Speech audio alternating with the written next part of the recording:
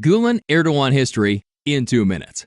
Nowadays, most articles about Turkey, Erdoğan, and Gülen have a default sentence. Erdoğan and Gülen were former allies. It is said and written so many times it eventually became a fact. However, the reality is not that simple. Gülen is an Islamic scholar and preacher who was influenced by Saidem Nursim, one of the most important figures of civil Islam in the last century.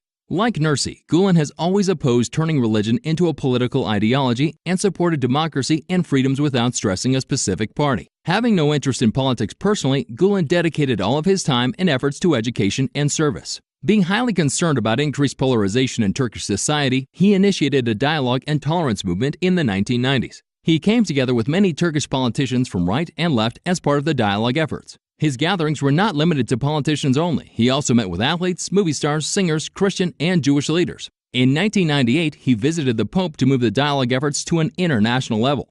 In spite of his efforts in dialogue, Gülen intentionally swayed away from political Islamists.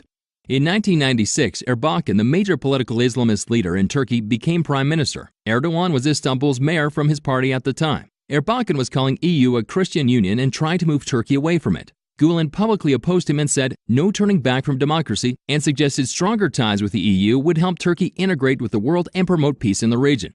In 2002, after a long series of events, Erdoğan left Erdoğan's party and announced that he abandoned political Islamism in favor of a more democratic approach. This was not only a claim. His party AKP prepared the most pro-democracy, pro-European program in Turkish history, which attracted many important figures from central right and even from the left. As this program was implemented successfully, Gülen inspired media and organizations supported the progress. Not surprisingly, most liberals and Democrats in Turkey were also supporting Erdoğan during this period. In addition to these and many other domestic approvals, AKP policies received strong support from Western leaders as well. When Erdoğan signaled that he would go back to political Islamism, Gülen was first to oppose. A famous example of this was Gülen's disagreement to Gaza flotilla in 2010. So, where this former ally perception comes from? We will cover it in another video.